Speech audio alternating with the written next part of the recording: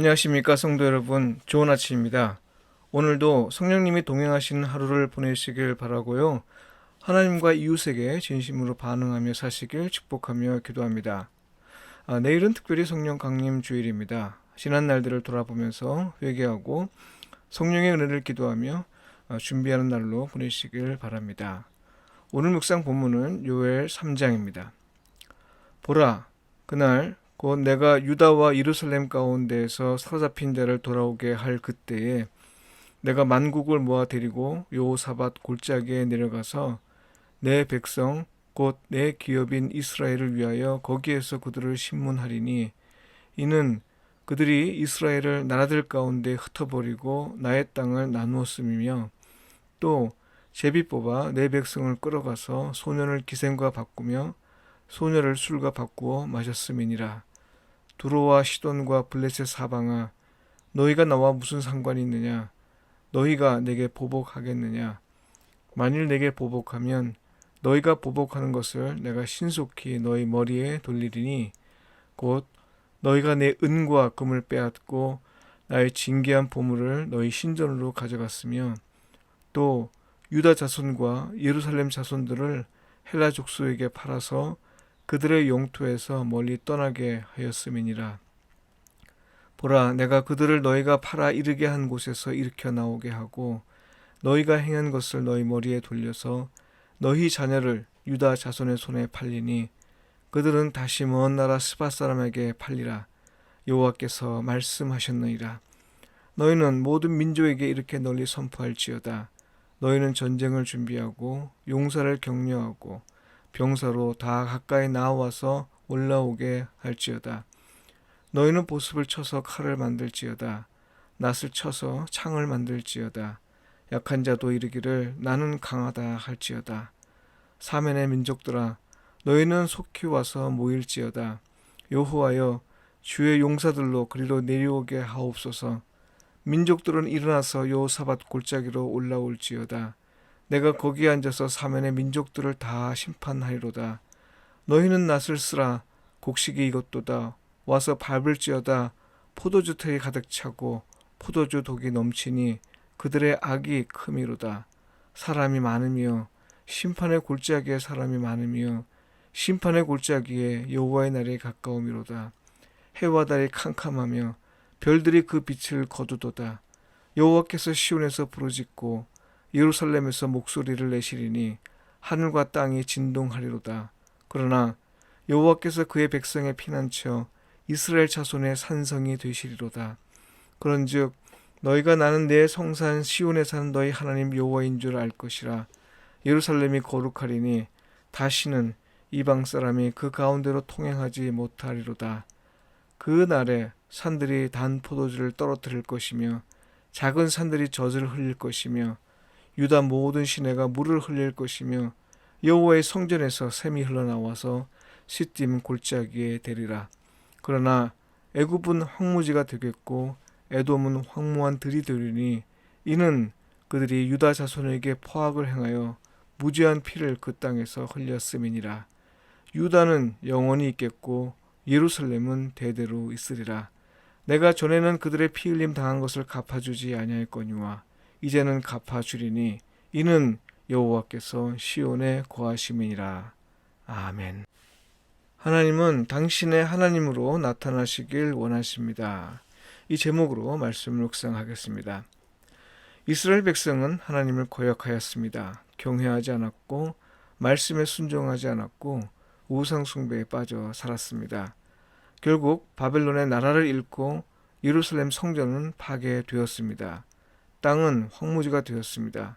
거주민의 삶은 비참했고 나라의 지도자들과 자제들은 바벨론으로 끌려갔습니다.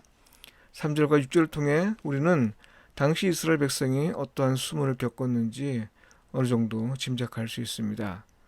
또 제비 뽑아 내 백성을 끌어가서 소년을 기생과 바꾸며 소녀를 술과 바꾸어 마셨음이니라. 두로와 시돈과 블레셋 사방아, 너희가 나와 무슨 상관이 있느냐?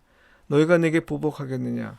만일 내게 보복하면 너희가 보복하는 것을 내가 신속히 너희 머리에 돌리리니, 곧 너희가 내 은과 금을 빼앗고 나의 진귀한 보물을 너희 신전으로 가져갔으며, 또 유다 자손과 예루살렘 자손들을 헬라 족속에게 팔아서 그들의 영토에서 멀리 떠나게 하였음이니라. 그런데요, 사실 이 모든 일이 하나님의 심판을 받아 그리 되었지만요, 하나님은 당신의 백성이 이방 나라에 의해 불의와 고통당하는 것을 참지 않으셨습니다. 그건 단지 이스라엘 백성이 이방 민족에게 불의와 고통을 당했다는 사실 때문만은 아니었습니다. 오히려 하나님을 진노하게 만든 까닭은요, 이방 민족이 이스라엘을 백성으로 삼은 하나님을 철저히 무시했기 때문이었습니다. 여호와 하나님의 백성임을 인정한다면 그런 끔찍한 불의를 행해서는 안 되었다는 말이죠. 비록 심판의 도구로 사용했다 하더라도요. 성경을 읽으면서 놀란 일은요, 한편으로는 하나님이 자기 백성을 직접 심판하시는 일이고요, 다른 한편으로는 하나님이 자기 백성은 당신 자신과 동일시 하셨다는 사실입니다. 이스라엘은 여러 국가 중에 단순히 한 나라에 불과하고요, 여러 민족 가운데 한 민족에 불과하지만요, 하나님은 그런 나라와 그런 민족을 당신 자신으로 삼으셨다는 겁니다. 그러니 이스라엘을 불의하게 대하는 일은요, 하나님을 모욕하는 일입니다. 이게 얼마나 놀라운 일인가요? 이게 얼마나 큰 은혜인가요? 이 큰 은혜는 예수 그리스도를 믿는 우리에게도 유효합니다. 기독교는 많은 종교 중 하나이고 예수 그리스도를 믿는 사람에 불과하지만 하나님은 우리를 당신의 백성으로 삼으시고요, 우리를 당신 자신으로 삼으십니다. 정말이지 어디에서 이런 놀라운 은혜를 발견할 수 있을지 싶습니다. 그러나 여러분 명심하십시오. 만일 우리가 하나님의 말씀에 순종하지 않고 하나님 아닌 것을 갈망하면서 우상 숭배에 빠지면 하나님은 지체하지 않으시고 심판하십니다. 다른 사람을 통해서 심판하시고, 다른 사업체를 통해서 심판하시고, 다른 교회를 통해서 심판하시고요, 다른 종교를 통해서 심판하십니다. 심지어 사랑하는 가족을 통해서도 심판하십니다. 그러나 하나님은 우리에게 복을 주시길 원하십니다. 14절로부터 21절까지의 말씀은요, 비록 이스라엘이 하나님의 말씀대로 살지 않아 심판을 받았으나 죄를 고백하고 회개하면 복을 주시겠다는 내용입니다. 어제 2장에서는 세 가지 은혜를 약속해 주셨는데요, 3장에서는 여호와 하나님이 이스라엘의 하나님으로 나타나시겠다고 하네요. 사실 다른 어떤 은혜보다 이 은혜가 가장 큰 겁니다. 여호와께서 친히 나의 하나님으로 세상 가운데 나타나시는 것만큼 큰 은혜가 없습니다. 왜 그래요? 여러분, 화려한 궁전 같은 곳에 살면 뭐랍니까? 하나님이 없으면 아무것도 아니죠. 산의 진미, 진수성찬이 있으면 뭘 해요? 하나님이 없으면 풀을 씹는 것과 같습니다. 절세 미인이 있으면 뭘 해요? 하나님이 없으면 나라를 위태롭게 할 인물에 불과합니다.